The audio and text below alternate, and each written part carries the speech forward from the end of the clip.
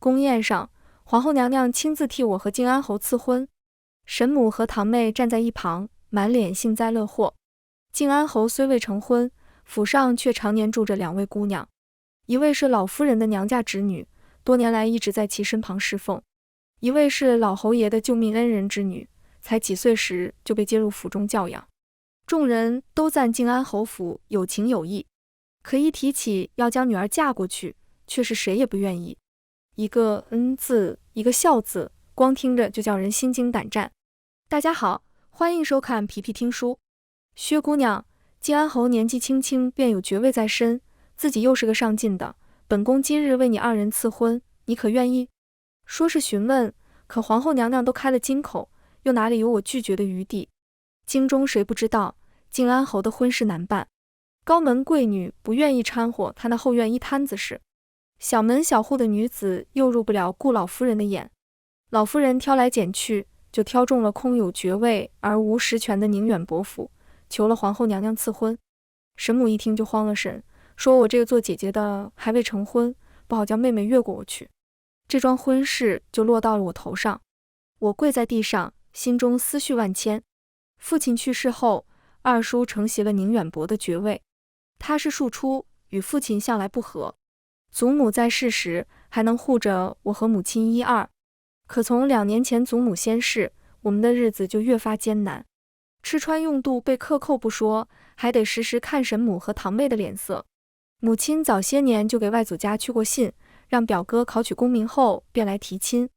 舅舅和舅母都是好相处的，我若同表哥成了婚，还能将母亲接去，和外祖一家团聚。可现在一指以下，此事再无转圜的余地。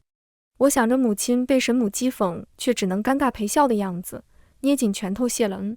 纵使是龙潭虎穴，我也要为我和母亲闯上一闯。回府的马车上，堂妹笑盈盈看着我，堂姐，母亲可真偏心，这样好的婚事竟然先给了姐姐。姐姐来日当了侯夫人，可要日日感念母亲的恩德。我对上薛婉晴虚情假意的面容，心中堵得慌，忍不住刺她几句。神母的恩情，我自会记得，也望妹妹那位情郎能早日前来迎娶。薛婉晴闻言收起了笑，冷冷看着我。薛庭云，你还真以为自己是去靖安侯府享福的？那顾清章承袭爵位才几日，能不能在战场上建功立业还另说，光是他后院那2尊大佛，就有你好受的。我日后可是要做侧妃的人，劝你对我客气点，不然的话，有你们母女好看的。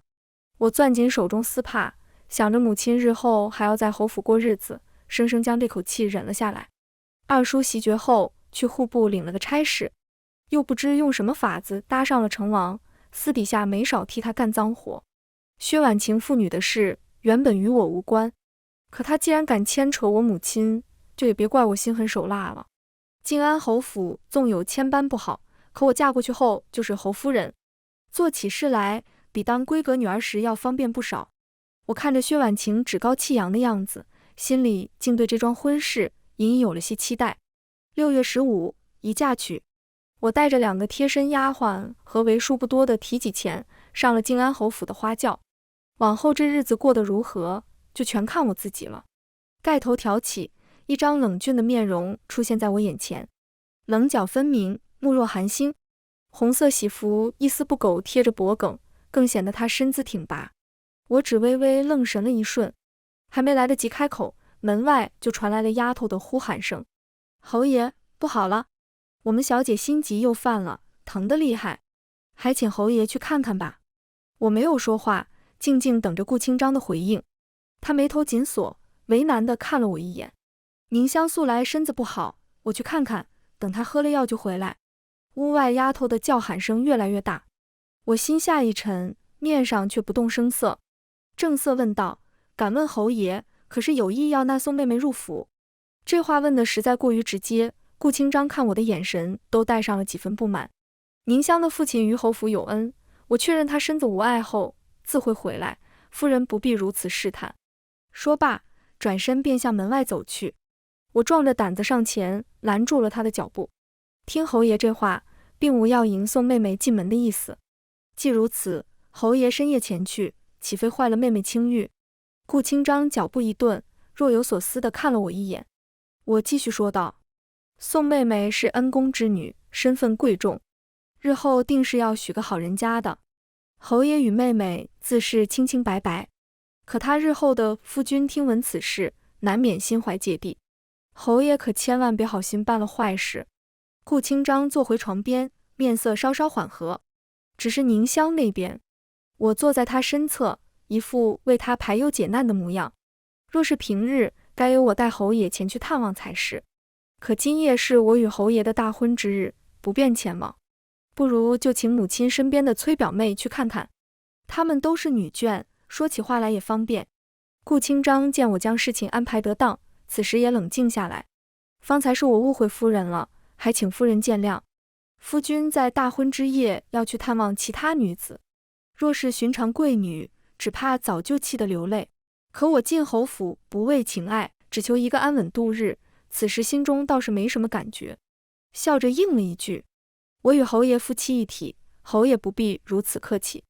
顾清章点点头，没有再说什么，只是吹灭烛火，继续着刚刚被侍女打断的大婚仪式。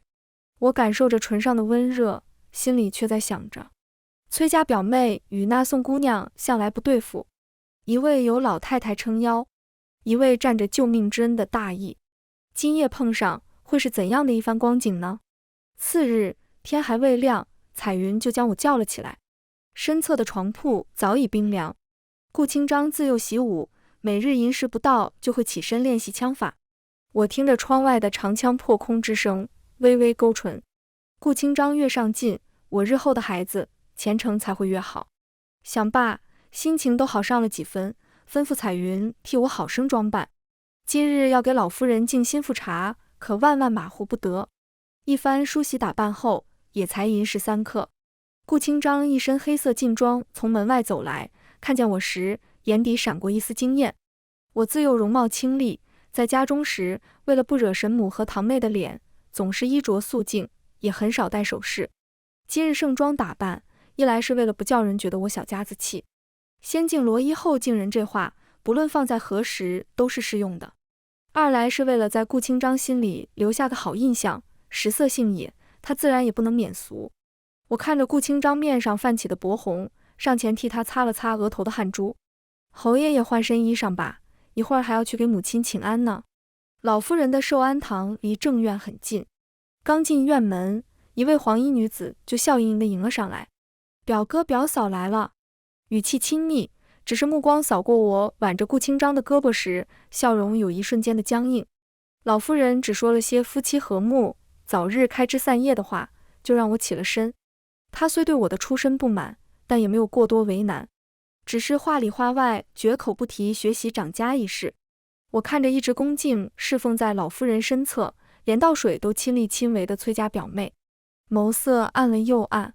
老夫人身子不好，长家对牌一直都是这位表妹在管着。她倒是个聪明人，知道只要哄好了老太太，这府中就永远有她的一席之地。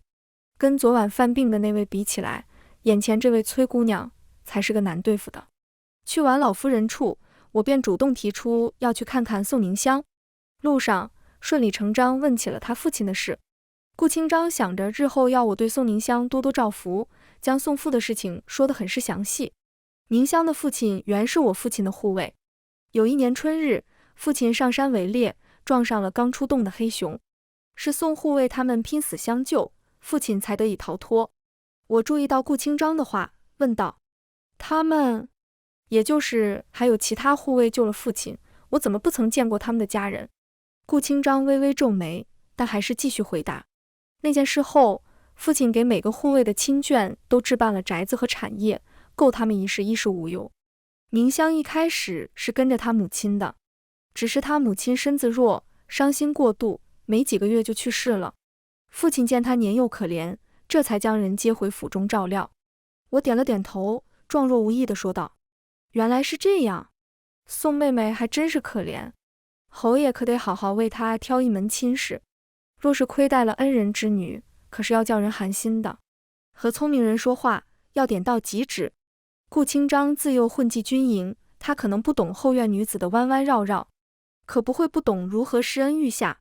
同样是为侯府丧命，宋宁香如今金尊玉贵地养在府里，比老夫人的亲侄女还要横上3分，而其他护卫子嗣却只得了些金银俗物。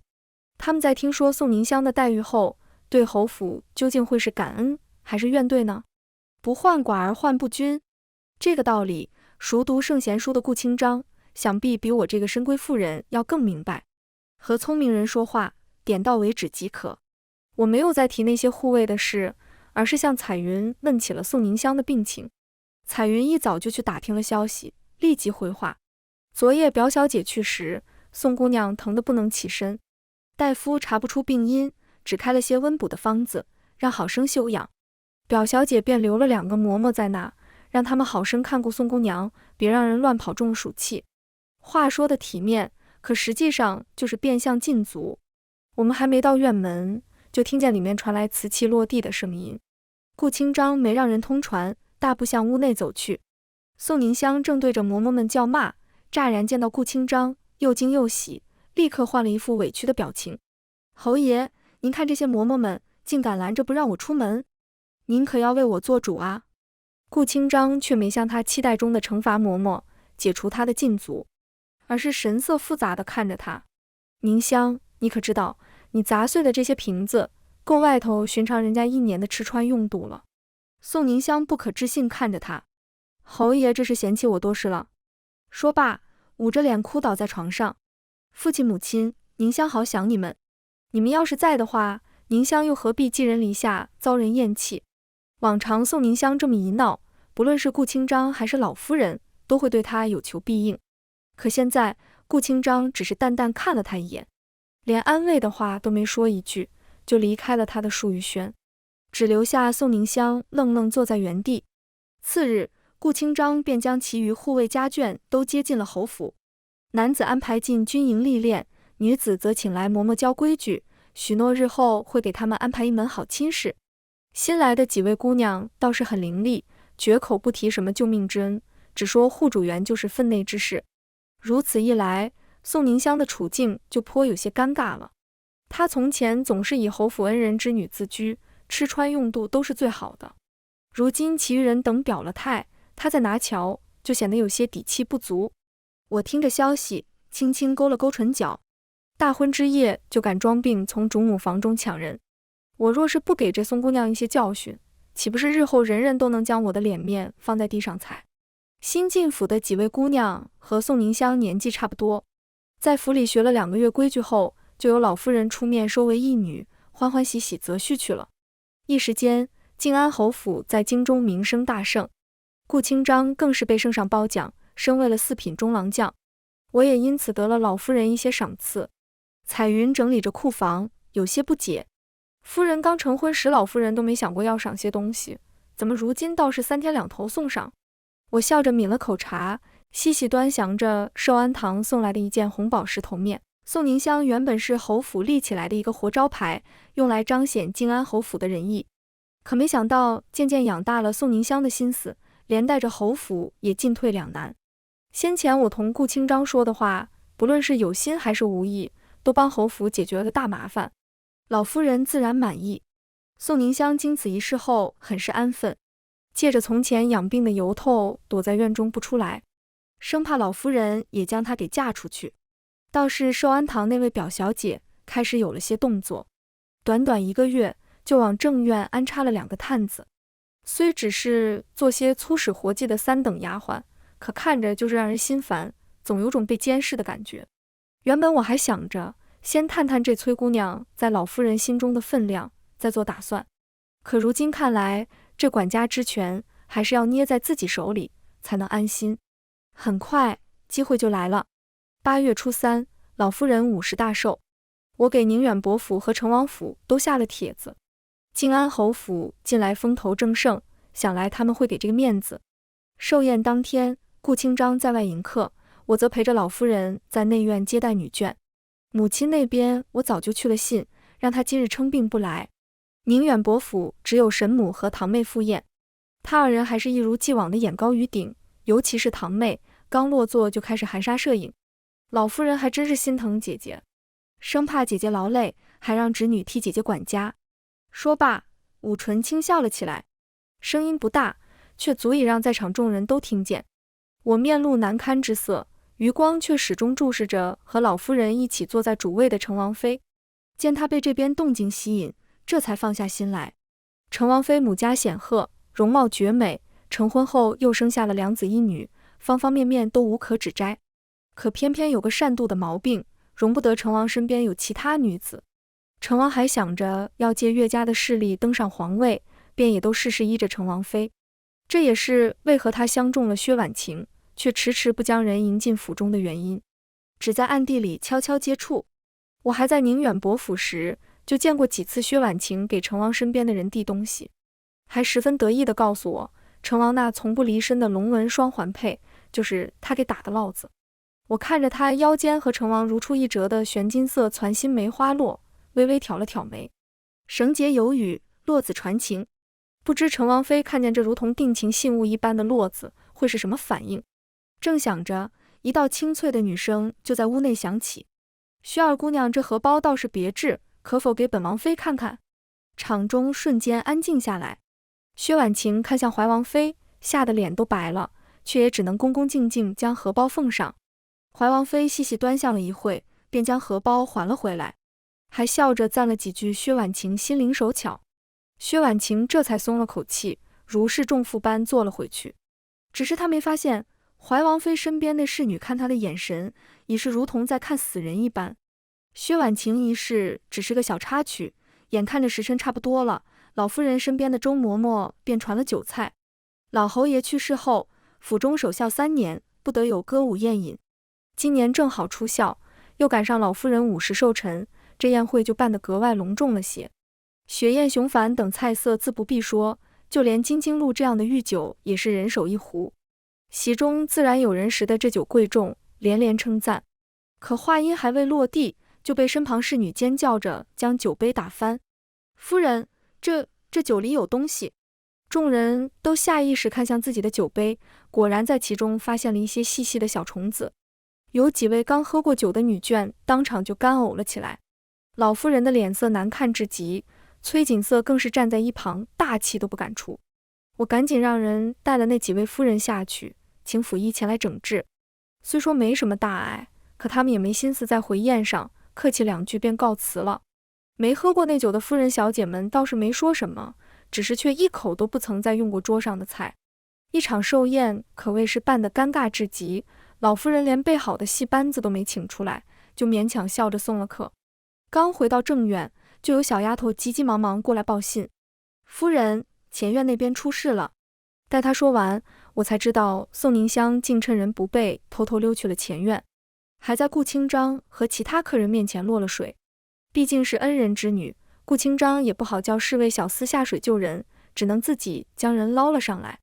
如此一来，就是顾清章不愿，也不得不纳宋宁香入府。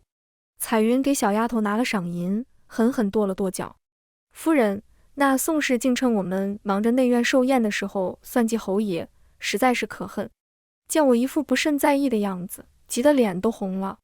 夫人，宋氏惯会挟恩图报，还是个姑娘家时就敢从您房中抢人，要真进了侯府，岂不是更加难办？我笑着拍了拍她的额头：“你呀，还真是关心则乱。从前宋宁香难对付，是因为她是府中贵客，我们若苛待了她，难免叫人说侯府闲话。可她放着好好的正头娘子不做，非要使这下作手段入府为妾，那便要好好守着做妾的本分。若是有什么错处，只管按规矩罚了就是。”正说着，寿安堂就来了人传话。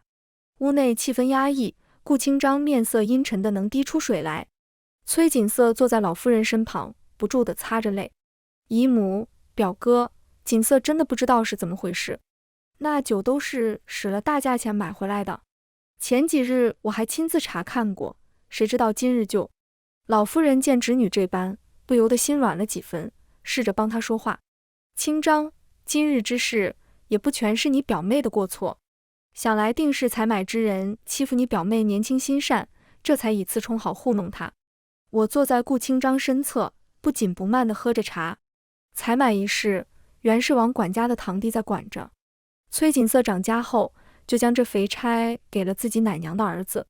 王管家面上不敢说什么，心中却颇有些怨言。前几日我只稍稍暗示了一番，他便私下给彩云递了信，愿意助我一臂之力。老夫人一心想把过错都推到下人身上，顾清章却不想就此结果。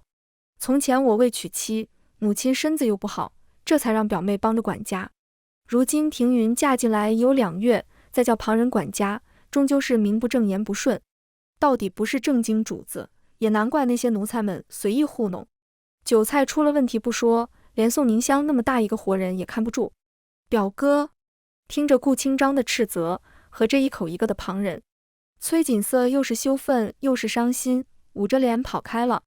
那哭声听着可是比方才真切了许多。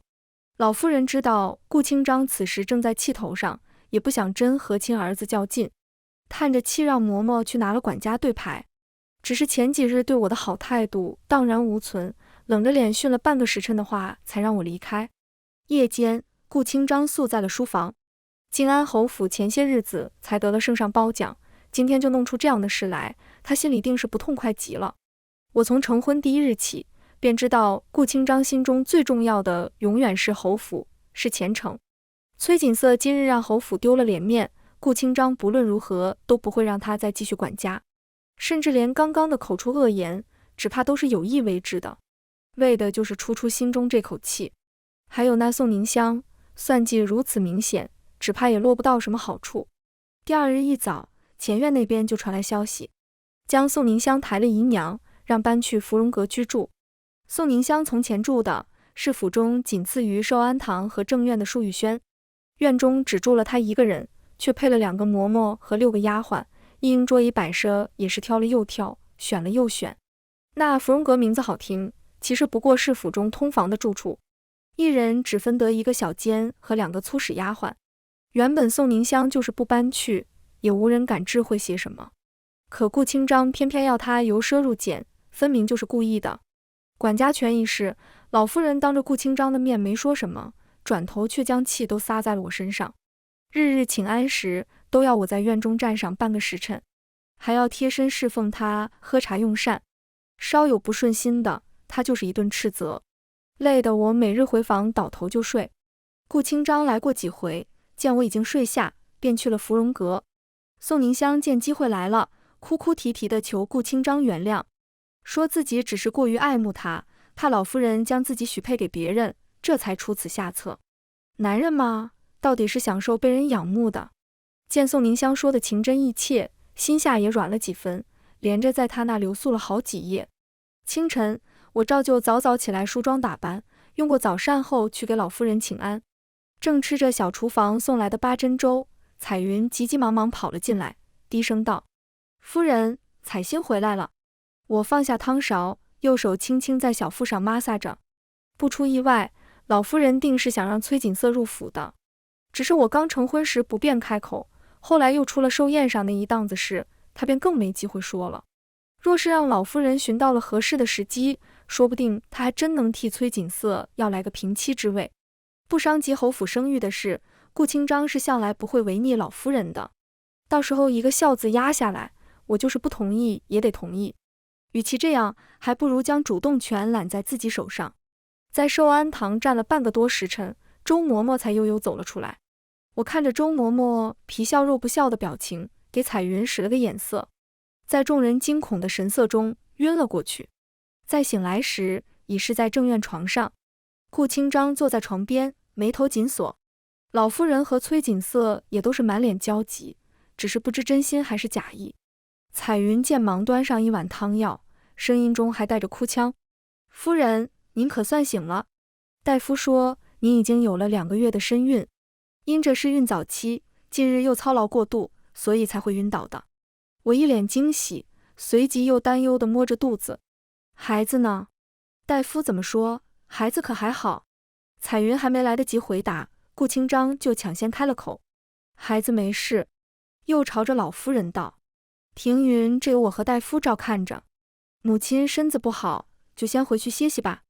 老夫人也知我今日晕倒是为什么，让我好生休养，坐稳胎前都不必去请安。”屋内只剩下我和顾清章两人。他叹了口气，亲自给我喂着药。孝顺母亲是不错，可你也要顾着自己的身子。怎么连自己有了身孕都不知道？这是在怪我没照顾好他的子嗣。我佯装没听出他话里的意思，双眸含泪。是妾身不好。侯爷年纪轻轻就要挑起振兴侯府的担子，身边又没有兄弟帮衬，只能靠自己筹谋打拼。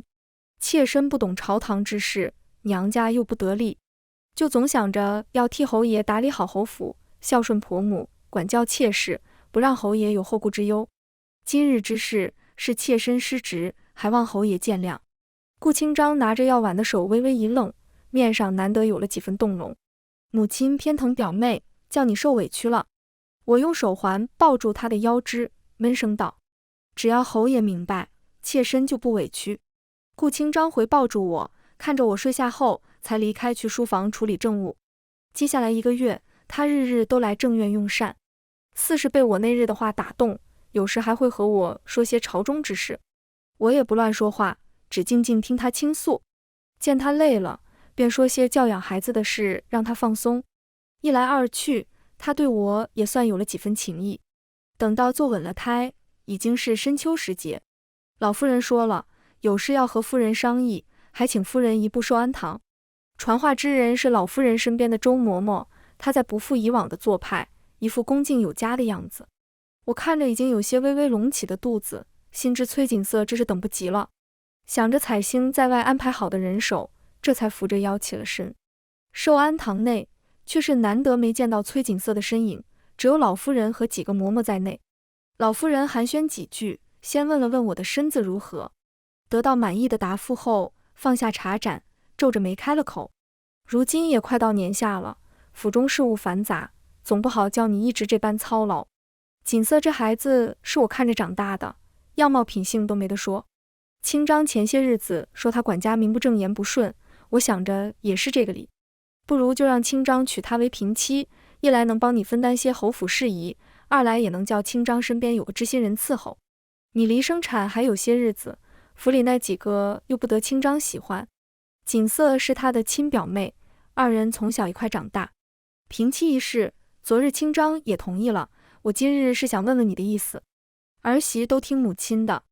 老夫人没想到我会这么轻易答应，准备好的理由一下子噎在喉间，有些震惊。你当真同意？我笑眯眯点头，心里却在不住腹诽。他们母子二人都同意的事情，我就算反对又能如何？不过就是白费些口舌而已，说不准还要担上个擅妒的罪名。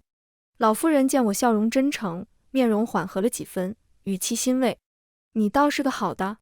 说罢，又送了我一套赤金点翠红宝石头面和2串红珊瑚珠子，都是他压箱底的好东西。晚膳时，我让人去请了顾清章。人刚落座，我就递上一张单子：侯爷请看，这是我方才拟的章程。平妻按例只能做6抬大轿，可锦瑟毕竟是老夫人的亲侄女，妾身怕委屈了她，就做主改成了和正妻一般的8抬大轿。侯爷看看，可使的？顾清章倒是没什么震惊之色，似乎在他看来，我就应该是个愿意在孕期替夫君操持娶平妻事宜的女子。细细看过单子后，拿笔画去了几个地方。锦瑟是母亲2弟的女儿，几位舅舅早已分家，二舅只是母亲的庶弟，又未入仕。锦瑟算不得什么官家小姐，娶她也不过是未遂母亲的心意，聘礼不必如此丰厚，花轿也只用6抬即可。侯爷，不好了！屋外传来一阵喊声，顾清章握笔的手一顿，在花轿2字上晕开一个难看的墨点。来人是顾清章身边的小厮，进来后有些瑟缩，但还是硬着头皮开了口：侯爷，门口来了个姑娘，闹着要见您，说是您的旧识，叫什么若恒。啪嗒，毛笔落在地上，顾清章意识到自己的失态，朝我挤出一个生硬的笑，听着的确像是故人。夫人先行用膳，我去看看。彩云望着顾清章的背影，有些气恼，便是知道夫人有孕时，也不见她如此失态呢。这是气得连侯爷都不叫了。我有些好笑，安抚地拍了拍他的手。原以为此生都不会再见的人突然又出现了，又有谁会不激动呢？我随意朝地上丢了几个瓷碗，对着彩云吩咐道：去请大夫，今夜不论谁来，都说我动了胎气，不能再情绪激动。一夜好眠。次日，从我成婚后就被派去照顾母亲的彩星回来了，还带来了2个消息。一是我的堂妹薛婉晴，前几日男扮女装跟着成王逛青楼，被人认出，当众戳穿了身份。二叔和成王都被言官攻讦，成王罚俸1年，二叔则是直接被夺了官职，连夜将堂妹送进了家庙。二是昨夜上门闹事的女子，是从前的太医院院正之女杜若衡，也是顾清章年少时心悦之人。当年杜太医卷入宫中阴私，族中男子流放，女子贬入教坊。好在杜若衡运气好，进教坊没几日就被一个陕北行商看中娶回去。只可惜多年来不曾有孕，丈夫前段日子过世后，她就被婆家赶了出来，走投无路，只能来投奔顾清章。彩星在一旁说得绘声绘色，夫人是不知道，侯爷一见那杜氏就红了眼，当即就想将人领到夫人这来。听说夫人动了胎气，又把人带去了寿安堂。老夫人说什么也不同意她那一个二婚女为妾，后来实在拧不过侯爷，才同意娶了平妻后再纳杜氏入府。可没曾想那杜氏却不愿意了，说自己只是上门投奔，并无为人妾室的意思。侯爷好说歹说，许以贵妾之位，他才勉强同意。只是他也说了。彩星说到这时格外兴奋，拿出帕子学起了杜氏的腔调。杜家与宁远伯府有旧，当年杜家落难时，夫人的父亲曾出手相助。妾这一路走来，也听说过不少侯府的事情，知道夫人是个好相与的，侍奉在夫人身侧，妾身是愿意的。可崔姑娘，彩星换回原本的声音，继续说道。侯爷一听就急了，当场许诺不会娶崔小姐为平妻，还说要将人送回江南崔家。崔小姐也慌了，说是就算为妾也要嫁给侯爷。屋内乱作一团，老夫人也没法子，只能压着侯爷也给崔小姐一个贵妾之位。彩星一口气说完这些话，可得扬起脖子干了一大壶茶，这才悄悄对我说：夫人，杜小姐，不，杜姨娘一直说想见见您，当面向您谢恩，您看看见是不见？我摸不准杜氏的脾性，反问彩星：杜氏是你亲自去江南赎回来的，你瞧着怎么样？彩星挠了挠头。杜氏话少，一路上都不怎么和奴婢说话。不过奴婢听春风楼的人说，他会些医术，常常免费给楼里的姑娘看病，想来不是个坏心眼的。我心蓦地一沉，一股异样的情绪涌了上来，说不清道不明，只是无端让人想哭。崔锦瑟如愿以偿进了侯府，虽说只是个贵妾，可到底是能名正言顺接近顾清章了。我也不知该说他聪明还是说他蠢。说他蠢，他又知道隐忍蛰伏，哄得老夫人愿意为他谋划平妻之位；说他聪明，他又偏要在杜氏刚回来时和他起冲突。若是能先松口，等上个1年半载，说不定平妻一事还有机会。顾清章当时一副非杜若衡不可的样子，如今不也照样往旁人院中去？不过现在说什么都晚了，我朝没有妾室扶正的先例。崔锦瑟既选了做妾，与侯府夫人一位就彻底无缘了。3月时，崔锦瑟爆出已有2个月的身孕，我这胎也快满8个月了。彩云、彩星都没有生产过，老夫人又忙着照顾崔锦瑟的胎，我便禀了顾清章，将我母亲接来。从父亲去后，母亲就总是胸闷气短，心头郁结。看过几个大夫，都说是伤心过度所致，只开了些温补的药先吃着。小丫头去到药渣时，正好碰上杜若衡在逛花园，听说是我母亲病了，就多问了几句。第2日就带着一套银针来了正院。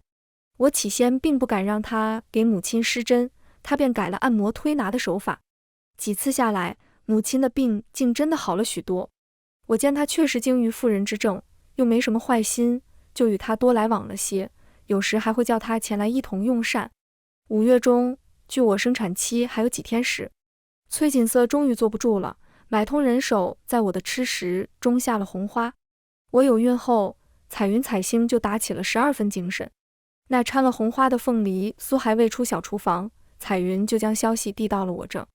杜若衡有些不解，就算夫人这胎生不下来，她也当不上侯府的正妻，为何非要冒着风险做这些事？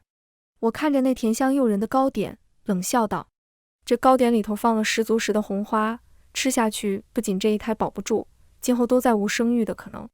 他身后有老夫人撑腰，若是再生下侯府唯一的男丁，不是正妻，也胜似正妻了。”杜若恒还是不解，就算是夫人不能生了，这府中还有其他侍妾同房，生下孩子记在夫人名下，也照样是嫡子。他难道还能给这府上女子挨个下红花不成？我想着前段时间得来的消息，眯了眯眼睛。何必如此麻烦？他不想其他女子生下顾清章的孩子，直接从源头上解决问题不就好了？见杜若恒还是一副愣愣的样子，彩云在一旁好心提醒。崔姨娘身边的绣花近来每日都去前院给侯爷送安神汤。杜若恒眼睛瞬间瞪得老大。我试探道：“怎么心疼顾清章了？也是，后院这么多妻妾，他也就对你还有几分真心。”杜若恒摇了摇头。当年杜家落难前，朝中就有些风声，抄家流放之事向来是祸不及外嫁女的。三妹妹的未婚夫得了消息，连夜就来杜府下了聘。我知道自己没有三妹妹的福气，也不想拖累侯府，就给顾清章寄了封绝笔信。可他却以为我是有意攀附，为和我撇清关系，当场将信撕得粉碎。他有他的难处，我不怪他，只是夫人千万别再说他对我有什么真心，怪恶心的。我在江南时常听人说些话本子，女子落难时若是被某个公子书生救了，势必是要死心塌地为奴为婢的。可若是被哪家夫人救了，就要怨上人家，勾引人家的夫婿，好像我们女子就没有心，就不懂什么叫知恩图报似的。夫人替我从青楼赎身，又改了良籍，对我恩重如山。我感激夫人还来不及，又怎么会和夫人作对？我被她说的脸颊有些发烫，本想说替她赎身，不过是为了让她替我对付崔锦瑟，可看着她亮晶晶的眼睛，话到了嘴边，却什么也说不出来了。好在彩星及时赶来，打破了这奇怪的氛围。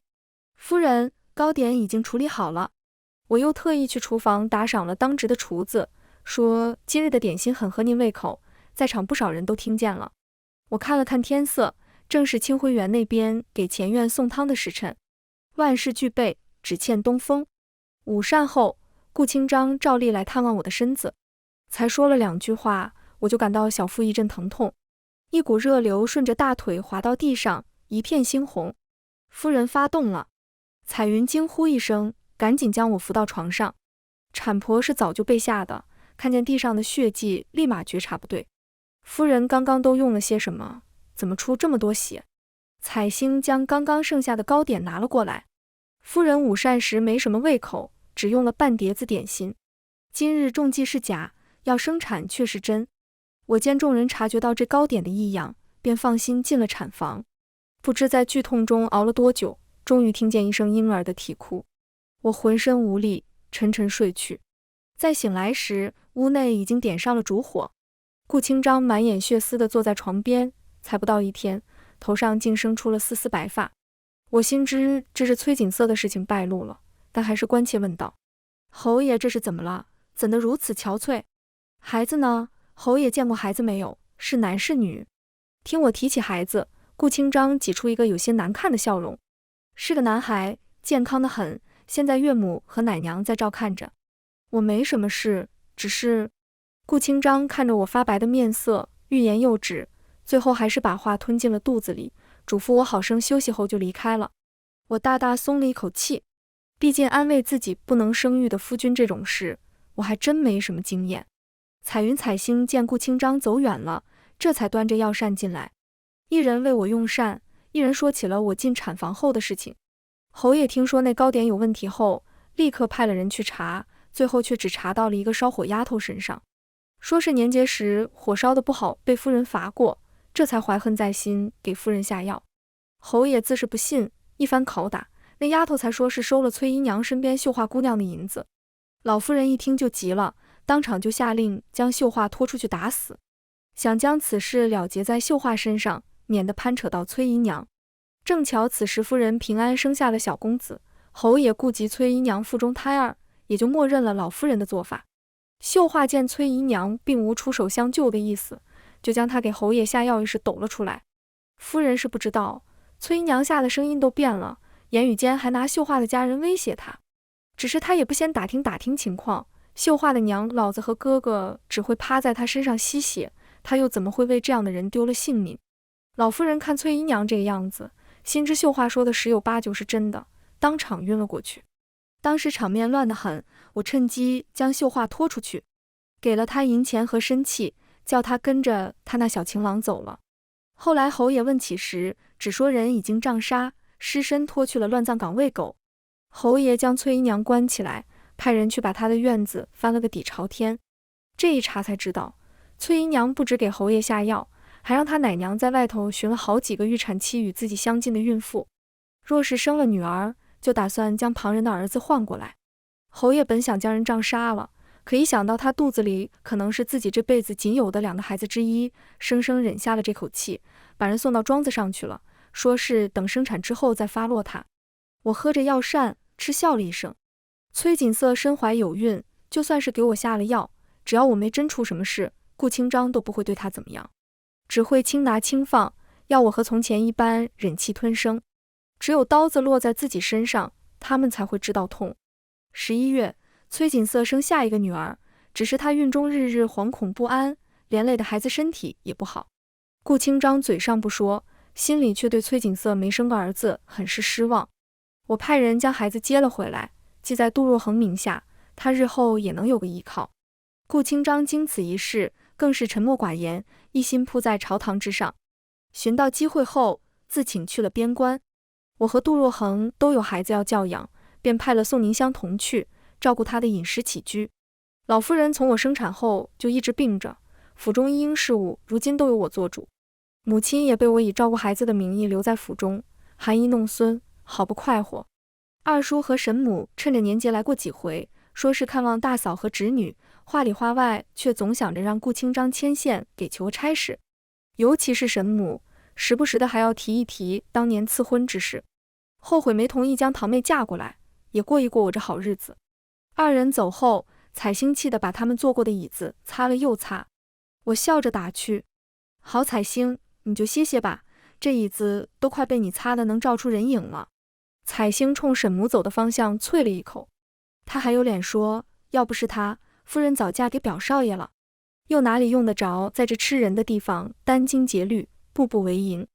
他光瞧着夫人如今日子舒坦，怎么不想想我们夫人受了多少罪？说着说着，声音都带上了哭腔。新婚之夜都过不安宁不说，还要大着肚子替夫君张罗平妻，哪家姑娘会受这般搓磨？只有我们姑娘受苦了。我摸着彩星的头，心中五味杂陈。屋外，母亲和杜若恒正逗弄着孩子，阳光洒下来，照得人身上暖洋洋的。我看着跌跌撞撞向我走来的2个小娃娃，忍不住轻笑出声。人都说苦尽甘来，往后咱们过的就都是好日子了。